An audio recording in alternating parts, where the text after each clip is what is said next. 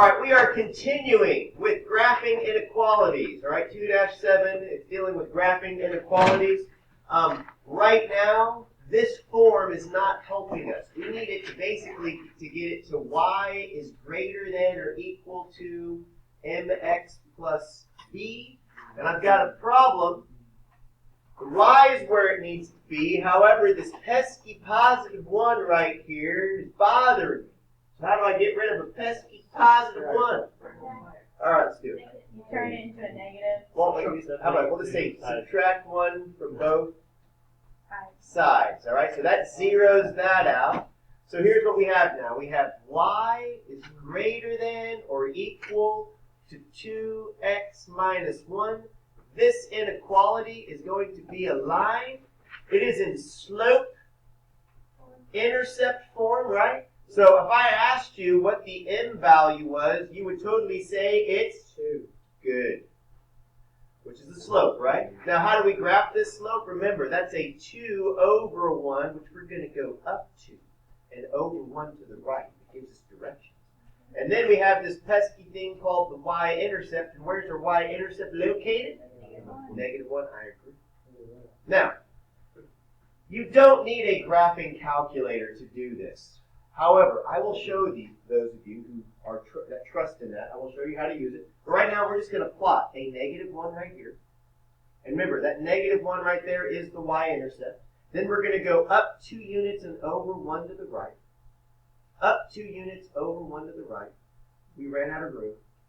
So from here, I can also go what?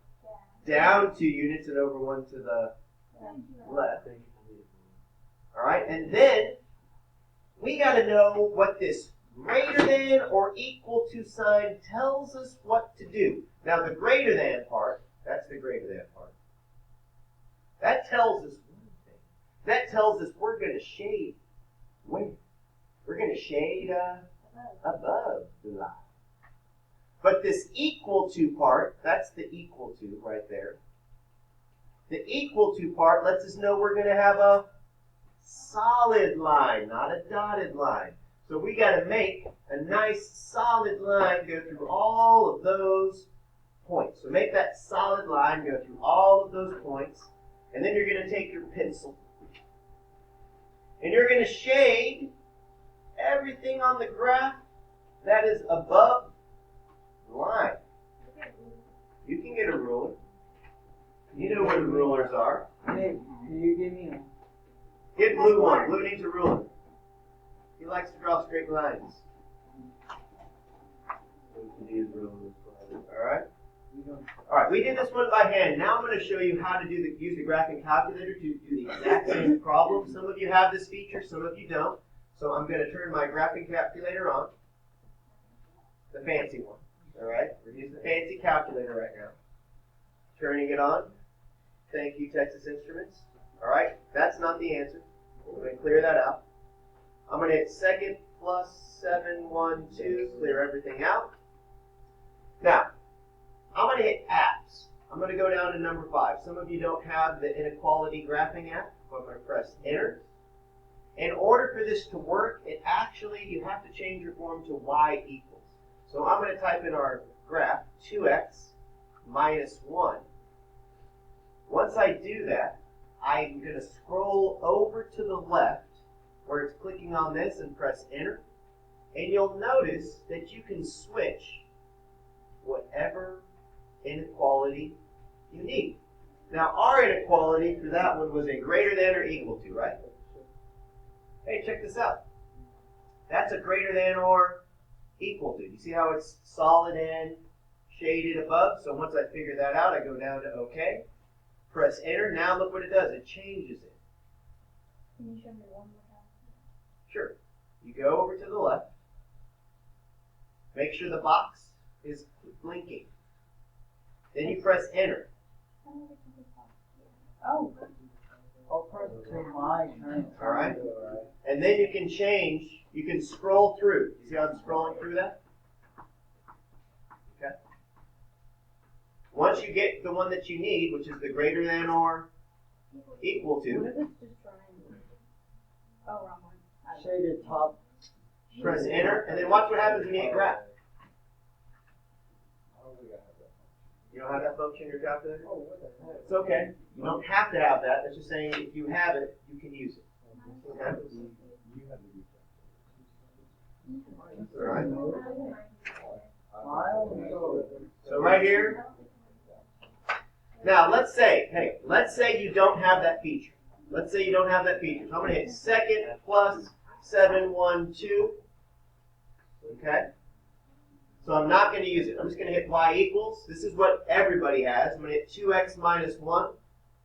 Now I can go over here, Jace. I can go over to the left. You see where it's blinking now over that? All right, I can press enter. And here's where you actually have to know how to graph things. You have to know that shaded above, you have to know that this right here is greater than or equal to. You should. All right. So if I go down here and hit OK, then I can do it, and guess what? The same thing, except it actually shades a little bit nicer versus that.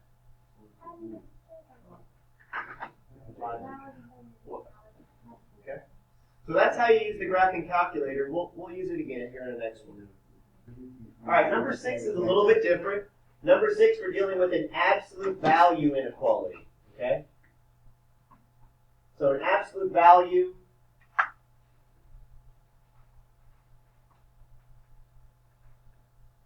inequality. So right now, we need to get rid of this negative 2 times the absolute value of x. And the only way to get rid of that is to add 2 times the absolute value of x on both sides of your inequality. When you do that, here's what you're left with. Y is greater than 2 times the absolute value of x plus a 3.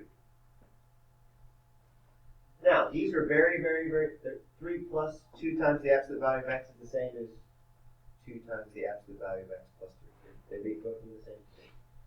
Now, if you want to, you can make a little x, y table to plot points, but it's really not that difficult to plot these. You always start with this value right here, which is basically going to be the bottom of your vertex, or the y-intercept right here at 3. So I'm going to go up 1, 2, 3. I'm going to put a point. This kind of treat it like a slope. All right? What would our slope be if this was a line? Our slope would be a 2. So I'm going to go up 2 and over 1, and I guarantee you that point right there is going to be a part of your function. But in absolute value, they don't form lines. What do they form? What letter does it look like? A V. So here I'm going to go up 2 and over 1 to the left and put a point. And then if it says greater than, what does the greater than symbol tell us? It tells us 2 things. Shaded above, dotted line. So it's going to be shaded above, and the line is going to be dotted. So once again, absolute values, they look like rays going out from that point. So you have basically you're going through that point, going through that point. Your lines are dotted, and everything right here is going to be shaded.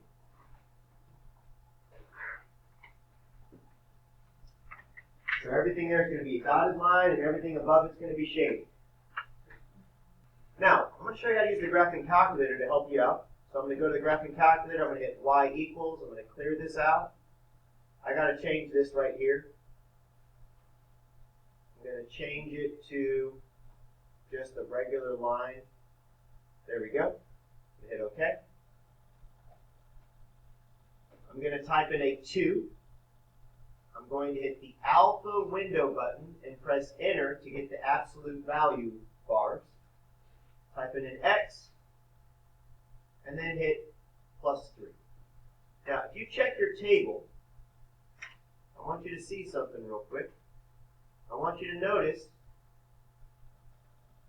right here in our table, you see these points right here.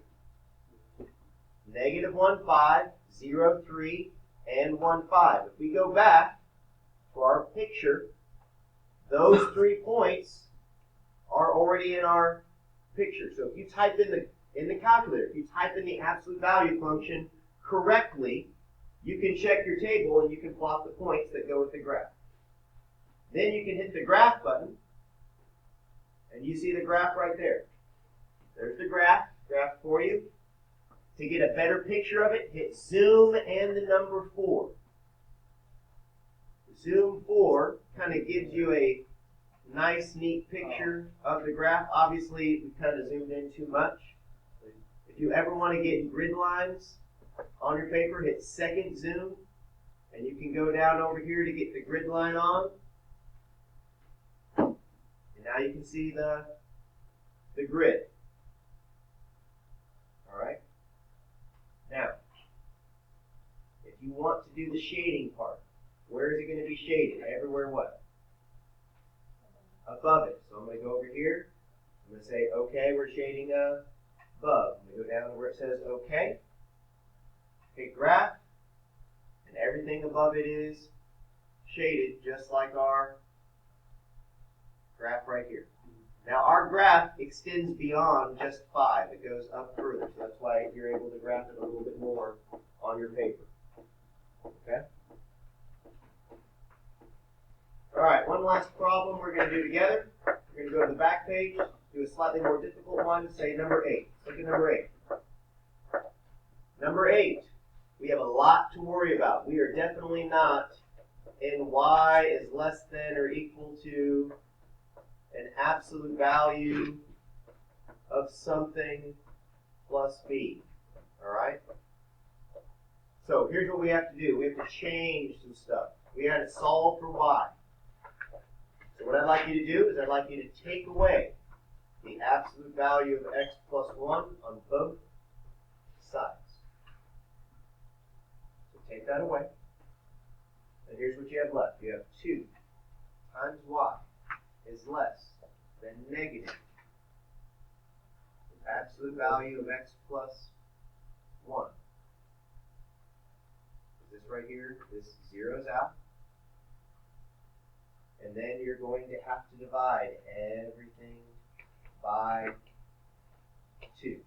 So the equation we're going to type in the graphing calculator is this. Y is less than negative absolute value of x plus 1 all over a 2. That's the equation that we're going to use. All right, we're going to go to the graphing calculator, get y equals. I'm going to go over here. I'm going to change that to just a regular line. There we go. Hit OK. I'm going to clear this out. I'm going to hit alpha, y equals enter. In the numerator, I'm going to type in a negative. I'm going to hit alpha window enter to make my absolute value bars. Type in x plus a 1. And in the denominator, I'm going to write a 2. All right, so now that I'm done with that, I can hit graph, and I should have a nice, neat graph of my line. And you should be able to see right here. Well, no, okay, hold on. Right now, all I'm worrying about is the points that I need to plot. You guys see these points right here that are plotted? Okay? Now, right now, let's make a table out of these points. All right, so here's our points that we're going to plot. We're going to go back over here. We're going to plot our points. All right? Right here, we're at a negative 1, 0. All right, we're also at a what? Negative 3 what? Let me go back. Negative 3, negative 1. Negative 3, negative 1.